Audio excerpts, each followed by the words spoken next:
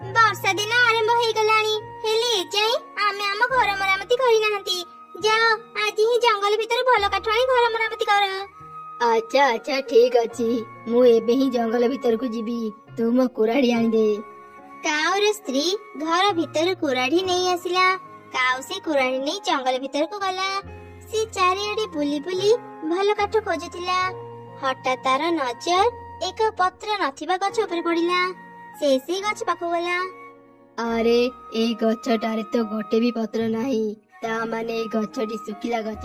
ମୁଁ ୟାକୁ ହିଁ କାଟି ତାର କାଠ ଘରକୁ ନେଇଯାଏ। କାଉ ଏମିତି କହି ଯେମିତି ଗଛ କାଟିବାକୁ ଚେଷ୍ଟା କଲା, ହଠାତ୍ ସେ ଶୁଖିଲା ଗଛଟି କଥା କହିଲା। ନା ନା, ମତେ କାଟନି, ମୁଁ ଶୁଖିଲା ଗଛ ନୁହଁ, ମୁଁ ପତ୍ର ନଥିବା ଗୋଟେ ଗଛ। ମୋର ଜୀବନ ଅଛି, ଦୟାକରି ମତେ କାଟନି। ତୋର ପତ୍ର ଥାଉ କି ନଥାଉ, ମୁଁ ତତେ ଆଜି କାଟିବି, କାହିଁକି ନା ମୋର କାଠ ଦରକାର। ନା ନା, ଟିକେ ରୁହ, ମତେ କାଟନି। ତୁମକୁ ଯାହା ଦରକାର ମୁଁ ସବୁ ଦେବି। ଏଇ କିଛି ମିଠା ଫଳ ନିଅ। ଆରେ ଏକ ମୁଁ ସ୍ୱପ୍ନ ଦେଖୁନି ତ, ତୁ ଏତେ ଗୁଡିଏ ଫଳ କେମିତି ବାହାର କଲୁ? ମୁଁ ସାଧାରଣ ଗଛ ନୁହଁ, ମୁଁ ଗୋଟେ ଯାଦୁର ଗଛ। ତୁମେ ଯାହା ଚାହିଁବ ମୁଁ ତମକୁ ସବୁ ଦେବି, ହେଲେ ମତେ ଛାଡି ଦିଅ, ମତେ ଆଉ କାଟନି। ଠିକ ଅଛି, ମୁଁ ତତେ କାଟିବିନି, ହେଲେ ମୁଁ ଯାହା ଚାହିଁବି ତୁ ମତେ ସବୁ ଦେବୁ। ଏମିତି କହି କାଉ ସେ ମିଠା ଫଳର ଝୁଡି ଧରି ଘରକୁ ଫେରିଲା। ଏଇ କଣ, ତୁମେ କାଠ ନ ଆଣି ଫଳ ଧରି ଘରକୁ ଆସିଲେ ଯେ? କାଉ ତା ସ୍ତ୍ରୀକୁ ସବୁ ଘଟଣା କହିଲା। ସବୁ ଶୁଣିଲା ପରେ କାଉ ସ୍ତ୍ରୀ ମନରେ ଲୋଭ ଆସିଲା। କଣ କହିଲା? ଯାଦୁର ଗଛ? ତୁମେ ସେ ଯାଦୁର ଗଛ ପାଖରୁ ଏଇ ଫଳ ଝୁଡି ଆଣିଛ? ତୁମେ ଚାହିଁଥିଲେ ତା ପାଖରୁ ସୁନା ଟଙ୍କା ଆଣିପାରିଥାନ୍ତ। ତୁମେ ସତରେ ବହୁତ ବୋକା। ଆରେ ଆରେ ଏତେ ରାଗୁଛୁ କାହିଁକି? ସେ ଗଛ ମତେ କହିଥିଲା ମୁଁ ତାକୁ ଯେତେବେଳେ ବି ଯାହା ମାଗିବି ସେ ମତେ ସବୁ ଦେବ। ମୁଁ କାଲି ହିଁ ତା ପାଖରୁ ସୁନା ଟଙ୍କା ମାଗି ଆଣିବି। ଆରେ ଶୁଣ, ସେ ଯାଦୁର ଗଛ ବିଷୟରେ ଏଇ ଜଙ୍ଗଲରେ କାହାକୁ ବି କିଛି କହିବନି, ନହେଲେ ସମସ୍ତେ ସେ ଗଛକୁ ଯାଇ ସୁନା ଟଙ୍କା ମାଗିବେ। ସେମିତି ସେ ଗଛ ଆମକୁ କମ ସୁନା ଦେବ। ହଁ ହଁ ବୁଝିଲି, ଚାଲ ଏବେ ସବୁ ମିଠା ଫଳ ଖାଇବା। ଏମିତି ସେମାନେ ସେ ସବୁ ଫଳ ଖାଇଲେ। ପରଦିନ ସକାଳେ କାଉ ପୁଣି ଥରେ ସେ ଯାଦୁର ଗଛ ପାଖକୁ ଗଲା। କଣ ହେଲା କାଉ, ତୁ ଆଜି ପୁଣି ମୋ ପାଖକୁ ଆସିଲୁ? ଯାଦୁର ଗଛ, ମୁଁ ଜଙ୍ଗଲରେ ସମସ୍ତଙ୍କୁ ସାହାଯ୍ୟ କରିବାକୁ ଚାହୁଁଛି, ସେଥିପାଇଁ ମତେ କିଛି ସୁନା ଟଙ୍କା ଦିଅ। ଆରେ ବା, ତୁ ବହୁତ ଭଲ କଥା ଚିନ୍ତା କରିଛୁ କାଉ। ମୁଁ ଏବେ ହିଁ ତତେ କିଛି ସୁନା ଟଙ୍କା ଦେଉଛି। ତାପରେ ଯାଦୁର ଗଛ କାଉକୁ କିଛି ସୁନା ଟଙ୍କା ଦେଲା। କାଉ ସେ ସୁନା ଟଙ୍କା ଧରି ନିଜ ଘରକୁ ଫେରି ଆସିଲା। କାଉର ସ୍ତ୍ରୀ ଏତେ ଗୁଡିଏ ସୁନା ଟଙ୍କା ଦେଖି ଖୁବ ଖୁସି ହେଇଗଲା। ଆରେ ଶୁଣ, ଏଇ ସୁନା ଟଙ୍କା ବିକ୍ରି କରି ନୂଆ ଘର ତିଆରି କରିବା ଅପେକ୍ଷା ସେ ଯାଦୁର ଗଛ ପାଖରୁ ଏକ ନୂଆ ଘର ମାଗି ଆଣ। ଆରେ ବା, ମୋ ଅପେକ୍ଷା ମୋ ସ୍ତ୍ରୀର ବେଶୀ ବୁଦ୍ଧି। ମୁଁ ଏବେ ସେ ଗଛ ପାଖକୁ ଯିବି ଆଉ ତାକୁ ଏକ ଘର ମାଗିବି। ଯାଦୁର ଗଛ, ମୁଁ ବଡ ବିପଦରେ ପଡି ଯାଇଛି। ମୁଁ ରହୁଥିବା ଘର ଭାଙ୍ଗି ଯାଇଛି। ମୋ ପାଖରେ ଥିବା ସବୁ ସୁନା ଟଙ୍କା ମୁଁ ସମସ୍ତଙ୍କୁ ବାଣ୍ଟି ଦେଇଛି। ଏବେ ମୋର କଣ ହେବ?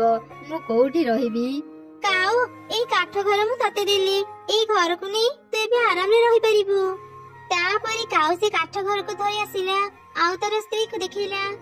ଆରେ ଦେଖ ଦେଖ, ମୁଁ ସେ ଯାଦୁର ଗଛ ପାଖରୁ କେତେ ବଡ ଆଉ ମଜବୁତ ଘର ନେଇ ଆସିଲି। ଏବେ ପୁରା ବର୍ଷା ଦିନ ଆମେ ଆରାମରେ ଘରେ ରହିପାରିବା। କଣ ହେଲା, ତୁ କିଛି କଥା କାହିଁକି କହୁନୁ? ଏମିତି ମନ ଦୁଃଖରେ କାହିଁକି ଅଛୁ? ଏଇ ସାଧାରଣ କାଠ ଘରକୁ ଆଣି ତମେ ଭାବୁଛ ମୁଁ ଖୁସି ହେବି? ଯଦି ଆଣିବାର ଥିଲା ଏକ ସୁନା ଘର ଆଣିଥାନ୍ତ। ମୁଁ କିଛି ଜାଣିନି, ଏବେ ହିଁ ସେ ଗଛ ପାଖରୁ ଏକ ସୁନା ଘର ଆଣ, ନହେଲେ ଆଜି ମୁଁ କିଛି ବି ଖାଇବିନି କି ତମ ସହ କଥା ବି ହେବିନି। ଆଚ୍ଛା ଆଚ୍ଛା, ତୁ ଏତେ ରାଗନି, ମୁଁ ଏବେ ସେ ଗଛ ପାଖରୁ ସୁନା ଘର ଆଣୁଛି। ଏମିତି କହି କାଉ ସେଠାରୁ ଚାଲିଗଲା। ସେ ଯିବା ପରେ ପରେ ଏକ ଚଢେଇ ଆଉ ମିଟୁ କାଉ ସ୍ତ୍ରୀ ପାଖକୁ ଆସିଲେ। କାଉ ଭଉଣୀ, ଏତେ ଶୀଘ୍ର କାଠରେ ଏମିତି ସୁନ୍ଦର ଘର ତୁମେ କେମିତି ତିଆରି କରିପାରିଲ? ଆମକୁ ବି ଟିକେ କୁହ। ବର୍ଷା ହେବା ଆଗରୁ ଆମେ ବି ଏମିତି ମଜବୁତ ଘର ତିଆରି କରିବାକୁ ଚାହୁଁଛୁ। ଏଇ ଘର ଆମେ କେମିତି ତିଆରି କରିଛୁ ମୁଁ ତମ ମାନଙ୍କୁ କହିବିନି, ଏଇଟା ଟପ୍ ସିକ୍ରେଟ। ଏବେ ମୁଁ ବହୁତ ଟେନସନ ଅଛି, ତମେ ମାନେ ମତେ ବିରକ୍ତ ନ କରି ଏଠୁ ଚାଲିଯାଅ। ଏମିତି କାଉ ସେମାନଙ୍କୁ ଅପମାନ ଦେଇ ସେଠୁ ବାହାର କରିଦେଲା। ମିଟୁ ଆଉ ଚଢେଇ ମନ ଦୁଃଖରେ ସେଠୁ ଚାଲିଗଲେ। ଚଢେଇ, ମତେ ଲାଗୁଛି ଏମାନେ ଆମକୁ କିଛି ଲୁଚଉଛନ୍ତି। ମୁଁ ପ୍ରତିଦିନ ଦେଖେ କାଉ ଜଙ୍ଗଲ କିଛି ନା କିଛି ନୂଆ ଜିନିଷ ଆଣେ। ଆଜି ବି ସେ ଯାଇଛି। ଚାଲ ଆଜି ତାର ପଛା କରିବା, ତାପରେ ଯାଇ ଜାଣିପାରିବା ସେ କୋଉଠିକି ଯାଉଛି। ତାପରେ ସେମାନେ କାଉର ପଛେ ପଛେ ଗଲେ। ସେପଟେ ଯାଦୁର ଗଛ କାଉକୁ ଦେଖି କହିଲା, କାଉ ତୁ ପୁଣି ମୋ ପାଖକୁ କାହିଁକି ଆସିଲୁ? ମୁଁ ତତେ ଗୋଟେ କଥା କହିଦେଉଛି, ବେଶୀ ଲୋଭ କରିବୁନି। ଲୋଭର ପାପ ଆଉ ପାପର ମୃତ୍ୟୁ। ଯାଦୁର ଗଛ, ତୁ ଯୋଉ କାଠ ଘର ମତେ ଦେଇଥିଲୁ, ମୋ ସ୍ତ୍ରୀକୁ ସେ ଘର ଭଲ ଲାଗିଲାନି। ତୁ ସେ ଘରକୁ ସୁନା ଘର କରିଦେ, ନହେଲେ ମୁଁ ତତେ କାଟିଦେବି। ଯାଦୁର ଗଛ ସବୁ କିଛି ଜାଣିପାରିଲା। ସେ ଲୋଭୀ କାଉକୁ କହିଲା, ଆଚ୍ଛା କାଉ, କେବଳ ଘର ସୁନା ଦରକାର ନା ଘର ଭିତରେ ଥିବା ଜିନିଷ ବି ସୁନା ଦରକାର? ହଁ ହଁ, ମୋର ଘର ଭିତରେ ଥିବା ସବୁ ଜିନିଷ ବି ସୁନା କରିଦେ। ଠିକ ଅଛି, ମୁଁ ତ ଘର ଭିତରେ ଥିବା ସବୁ ଜିନିଷକୁ ସୁନା କରିଦେଇଛି। ତୁ ଏବେ ଘରକୁ ଫେରିଯା। କାଉ ଆଉ କିଛି ନ କହି ଘରକୁ ଚାଲିଗଲା। ଏସବୁ ଘଟଣା ଦୂରର ମିଟୁ ଆଉ ଚଢେଇ ବି ଦେଖୁଥିଲେ। ସେମାନେ ତୁରନ୍ତ ଗଛ ପାଖକୁ ଗଲେ। ଆଚ୍ଛା, ଆମେ ଜାଣୁ ତୁମେ ଏକ ଯାଦୁର ଗଛ। ଆମେ କାଉ ଭଳି ଏତେ ଲୋଭୀ ନୁହଁ। ଆମ ଦୁଇ ଜଣଙ୍କ ପାଖରେ ଘର ନାହିଁ। ଆମକୁ ବି ଏକ ମଜବୁତ କାଠର ଘର ଦିଅ, ଯେମିତି ପୁରା ବର୍ଷା ଦିନ ଆମେ ସେ ଘରେ ରହିପାରିବୁ। ଆଉ ହଁ, ଆମେ ପ୍ରତିଦିନ ତୁମର ଦେଖାଶୁଣା କରିବୁ, ଯେମିତି ଆଉ କେହି ବି ତୁମକୁ କାଟି ପାରିବେନି। ତମ ଦୁଇ ଜଣଙ୍କୁ ଦେଖି ମୁଁ ଜାଣିପାରିଲି ତମେ ମାନେ ବହୁତ ଭଲ। ମୁଁ ତମ ମାନଙ୍କ ଇଚ୍ଛା ନିଶ୍ଚୟ ପୂରା କରିବି। ଏଇ ନିଅ ଘର। ଏମିତି ସେ ଯାଦୁର ଗଛ ମିଟୁ ଆଉ ଚଢେଇକୁ ବି ଦୁଇଟି କାଠ ଘର ଦେଲା। ସେପଟେ କାଉ ତା ସୁନା ଘର ଭିତରେ ପଶି ଦେଖିଲା ତା ସ୍ତ୍ରୀ ଏକ ସୁନାର ମୂର୍ତ୍ତି ପାଲଟି ଯାଇଛି। ଆରେ ଏ କଣ? ତୁ ମୂର୍ତ୍ତି କେମିତି ପାଲଟି ଗଲୁ? ମତେ ରକ୍ଷା କର। ମୁଁ ଏମିତି ସୁନାର ମୂର୍ତ୍ତି ହେଇ ରହିବାକୁ ଚାହୁଁନି। ମୁଁ କେବଳ କଥା କହିପାରୁଛି, ହେଲେ ଟିକେ ବି ହଲି ପାରୁନି। ମୋର ଆଉ ସୁନା ଦରକାର ନାହିଁ। ଦୟାକରି ମତେ ବଞ୍ଚାଅ। ମୁଁ ମରିବାକୁ ଚାହୁଁନି। ତୁ ଭୟ କରନି, ମୁଁ ଏବେ ସେ ଯାଦୁର ଗଛ ପାଖକୁ ଯାଉଛି। ଯାଦୁର ଗଛ, ମୁଁ ମୋ ଭୁଲ ବୁଝିପାରିଲି। ମୁଁ ଆଉ ତମକୁ କିଛି ବି ମାଗିବିନି। ମୋ ସ୍ତ୍ରୀକୁ ଆଗ ଭଳି କରିଦିଅ। ଦୟାକର ଯାଦୁର ଗଛ, ଦୟାକର। କାଉର ଏପରି ପରିବର୍ତ୍ତନ ଦେଖି ଯାଦୁର ଗଛ ତା ସ୍ତ୍ରୀକୁ ତାର ପୂର୍ବ ରୂପ ଫେରିଦେଲା। ସେ ଯାହାବି କାଉ ମାନଙ୍କୁ ଦେଇଥିଲା ସବୁ ନେଇଗଲା। ସେଦିନ ପରଠାରୁ ଦୁଇ କାଉ ଆଉ ଲୋଭ କଲେ ନାହିଁ। ସେମାନେ ତାଙ୍କର ସେଇ ଭଙ୍ଗା ଘରେ ରହିଲେ। ମା, ମୁଁ ତୁମକୁ କେତେ ଦିନରୁ କହୁଛି, ମତେ ଗୋଟେ ଛତା କିଣିଦିଅ। ମୋର ସବୁ ସାଙ୍ଗଙ୍କ ପାଖରେ ଛତା ଅଛି, ହେଲେ ତୁମେ ମୋ କଥା ଜମା ବି ଶୁଣୁନ। ତୁମେ ବହୁତ ଖରାପ ମା।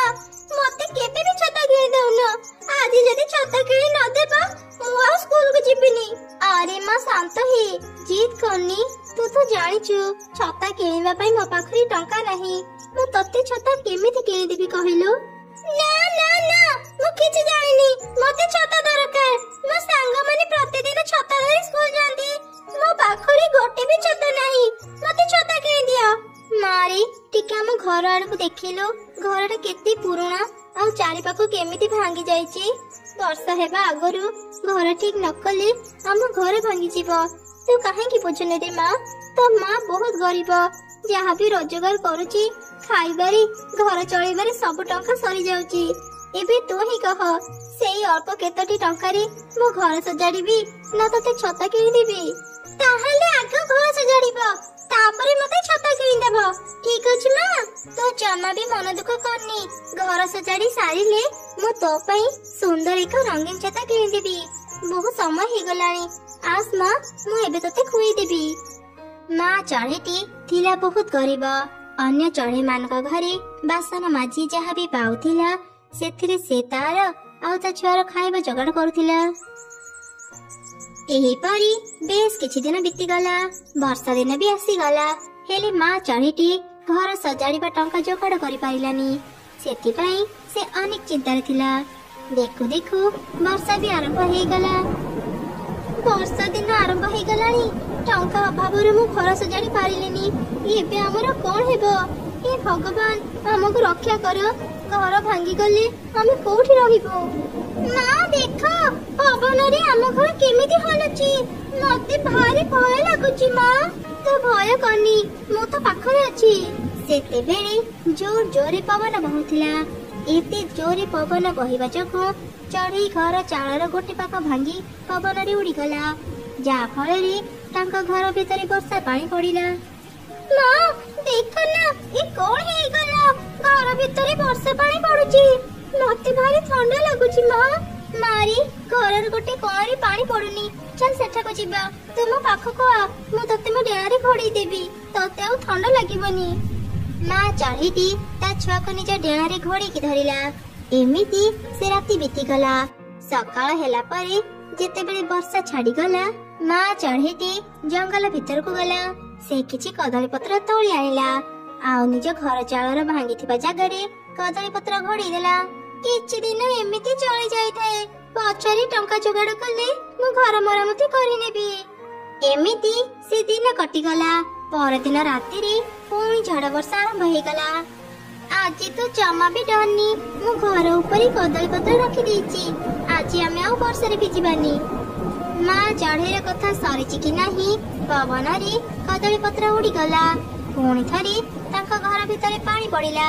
ମାରି ଭୟ କରନି, ଆଜି ରାତି ବି କାଲି ରାତି ପରି ପାର କରିଦେବା। ସକାଳେ ମୁଁ କିଛି ବ୍ୟବସ୍ଥା କରିବି। ସେପଟେ ଗୋଟେ ବୁଢୀ ଚଢ଼େଇ ବର୍ଷାରେ ଛତା ଧରି ଜଙ୍ଗଲରେ ଚାଲୁଥିଲା। ସାମ୍ନାରେ କାଉର ଘର ଥିଲା। ବୁଢୀ ଚଢ଼େଇ ସେ ଘରକୁ ଯାଇ ଘରର କବାଟ ବାଡେଇଲା। ଘର ଭିତରେ କିଏ ଅଛ? ଦୟାକରି ମତେ ଟିକେ ସାହାଯ୍ୟ କର, ମୁଁ ଏ ଝଡ଼ ବର୍ଷାରେ ଘରକୁ ଫେରି ପାରିଲିନି। ଆଜି ରାତି ମତେ ତୁମ ଘରେ ଆଶ୍ରୟ ଦେଇଥାଅ। ଆରେ ଆରେ, ଘର ଭିତରକୁ କଣ ଚାଲି ଆସିଲ? ଚିହ୍ନା ନାହିଁ କି ଜଣା ନାହିଁ, ମୁଁ କଣ ପାଇଁ ତମକୁ ମୋ ଘରେ ଆଶ୍ରୟ ଦେବି? ମୁଁ ତମକୁ ମୋ ଘରେ ରଖିପାରିବିନି, ଏବେ ହିଁ ମୋ ଘରୁ ବାହାରି ଯାଅ। କାଉର ଏପରି କଥା ଶୁଣି ବୁଢୀ ଚଢ଼େଇ ତା ଘରୁ ବାହାରି ଆସିଲା। ସେ ସମସ୍ତଙ୍କ ଘରକୁ ଯାଇ ଆଶ୍ରୟ ଖୋଜୁଥିଲା, ହେଲେ କେହି ବି ସେ ବୁଢୀ ଚଢ଼େଇକୁ ସାହାଯ୍ୟ କଲେ ନାହିଁ। ଶେଷରେ ସେ ମା ଚଢ଼େଇର ଭଙ୍ଗା ଘରକୁ ଗଲା। ଭିତରେ କିଏ ଅଛ? ଆଜି ରାତି ମତେ ତୁମ ଘରେ ଆଶ୍ରୟ ଦେଇଥାଅ। ବର୍ଷାରେ ଭିଜି ଭିଜି ମତେ ଭାରି ଥଣ୍ଡା ଲାଗିଲାଣି। ମାରେ ମୋ ଘର ବହୁତ ଦୂର, ଫେରୁ ଫେରୁ ହିଁ ବର୍ଷା ମାଡି ଆସିଲା। ଏ ଜଙ୍ଗଲରେ ମୋର ନିଜର କେହି ନାହାନ୍ତି। ଆଜି ରାତି ମତେ ତ ଘରେ ରହିବାକୁ ଦେଇଥାଅ, ସକାଳ ହେଲେ ହିଁ ମୁଁ ଏଠୁ ଚାଲିଯିବି। ବୁଢୀମା, ମୁଁ ମନା କରୁନି, ଆଜି ରାତି ତୁମେ ଆମ ଘରେ ରହିଯାଅ। ହେଲେ ତୁମେ ତ ଦେଖୁଛ ଏ ଘରର ଅନେକ ଜାଗା ଭାଙ୍ଗି ଯାଇଛି, ଘର ଭିତରେ ବର୍ଷା ପାଣି ପଡୁଛି। ମୁଁ ତୁମକୁ ଏକ ଭଲ ଜାଗାରେ ରହିବାକୁ ଦେଇପାରୁନି। କିଛି କଥା ନାହିଁ ରେ ମା, ମୁଁ ଆଜି ରାତି କଷ୍ଟ କରି ଏ ଭଙ୍ଗା ଘରେ ରହିଯିବି। ତ ମନଟା ବହୁତ ଭଲ। ପକ୍କା ଘର ଥାଇ ବି ଏ ଜଙ୍ଗଲର ଚଢ଼େଇ ମାନେ ମତେ ଆଶ୍ରୟ ଦେଲେ ନାହିଁ, ହେଲେ ତୁ ଏ ଭଙ୍ଗା ଘରେ ରହିବାକୁ ମତେ ଜାଗା ଦେଲୁ। ମୁଁ ତତେ ଆଶୀର୍ବାଦ କରୁଛି, ଖୁବ୍ ଶୀଘ୍ର ତୋର ସବୁ ଦୁଃଖ ଦୂର ହେଇଯିବ। ପରଦିନ ସକାଳେ ବର୍ଷା ଛାଡି ଯାଇଥିଲା। ବୁଢୀ ଚଢ଼େଇ ନିଜ ଘରକୁ ଯିବା ପାଇଁ ବାହାରିଲା। ମୁଁ ଏବେ ଆସୁଛି ରେ ମା, ମୋ ଘର ଲୋକ ମୋ ପାଇଁ ବ୍ୟସ୍ତ ହେଉଥିବେ। ଆରେ ବୁଢୀ ମା, ତୁମେ ମୋର ଅତିଥି, ନ ଖାଇ ଏଠାରୁ ଚାଲିଯିବ? ଆଗ କିଛି ଖାଇନିଅ, ତାପରେ ଘରକୁ ଯିବ। ଏମିତି ଶୁଣି ବୁଢୀ ଚଢ଼େଇ ସେ ଖାଇବା ଖାଇଲା। ସେତେବେଳେ ଛୋଟ ଚଢ଼େଇ ଛୁଆ କାନ୍ଦି କାନ୍ଦି ତା ମା କୁ କହିଲା, ମା ମା, ଆଉ କେତେ ଦିନ କଷ୍ଟ କରି ଏ ଭଙ୍ଗା ଘରେ ରହିବା? ତୁମେ ତ କହିଥିଲ ଘର ସଜାଡି ସାରିଲେ ମତେ ଛତା କିଣିଦେବ। ଛତା କିଣିବ ତ ଦୂରର କଥା, ତୁମେ ନିଜେ ଘରଟି କରିପାରିଲନି। ମତେ ଏ ଭଙ୍ଗା ଘରେ ରହିବାକୁ ଭଲ ଲାଗୁନି। ମାରି କାନ୍ଦି, ଟିକେ ଧୈର୍ଯ୍ୟ ଧର, ସବୁ କିଛି ଠିକ ହେଇଯିବ।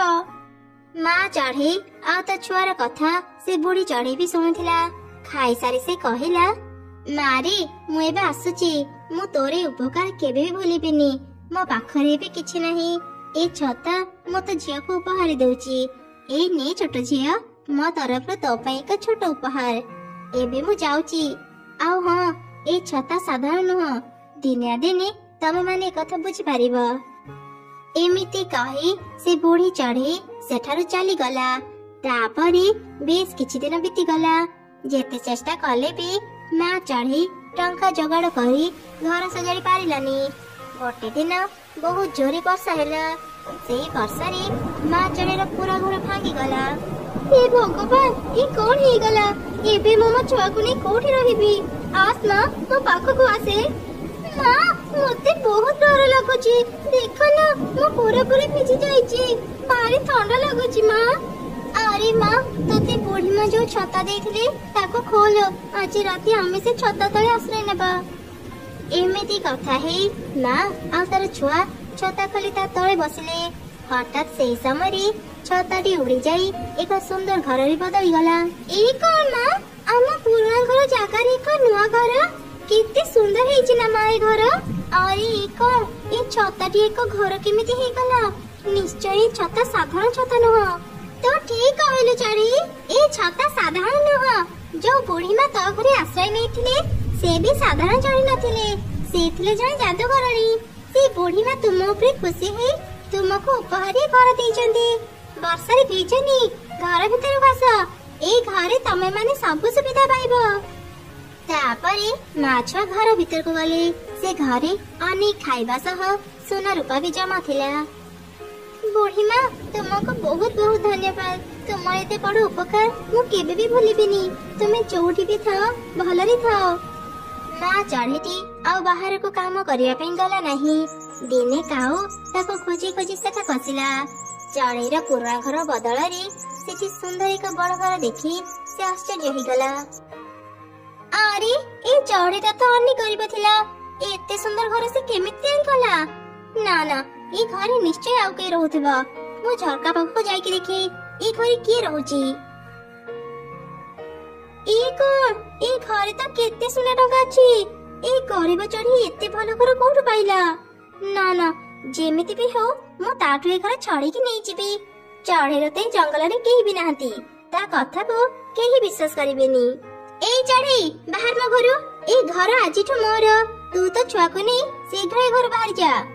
ତୁମେ କଣ କହୁଛ? ଏ ଘର ମୋର। ତୁମେ ମିଛ କାହିଁକି କହୁଛ? ମୁଁ ଆଗରୁ ତୁମ ଘରେ କାମ କରୁଥିଲି, ସେଥିପାଇଁ ଭଲରେ କହୁଛି, ଏ ଘରୁ ବାହାରି ଯାଅ। ଚଢ଼େଇର କଥା ସରିଛି କି ନାହିଁ କାଉ ଦେହରେ ନିଆଁ ଲାଗିଗଲା।